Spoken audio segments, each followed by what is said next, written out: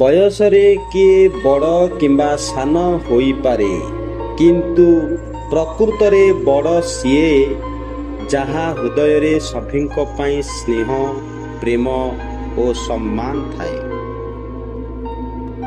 ଆମେ କହୁଥିବା କଥା ଆମ ଜ୍ଞାନର ପରିଚୟ ଦେଇଥାଏ।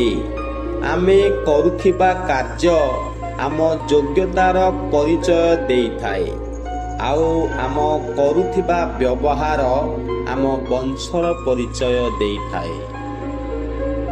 ମଣିଷର ଅସଲ ଚରିତ୍ର ତ ସେତେବେଳେ ଜଣାପଡ଼େ ଯେତେବେଳେ ସେ ନିଶାରେ ଥାଏ। ସେହି ନିଶା ଧନର ନିଶା ହେଉ, ପଦର ନିଶା ହେଉ ଅବା ମଦର ନିଶା ହେଉ।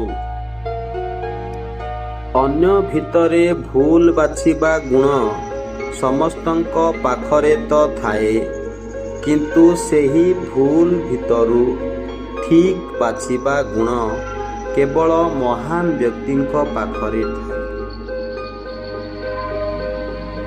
ଧନ୍ୟବାଦ।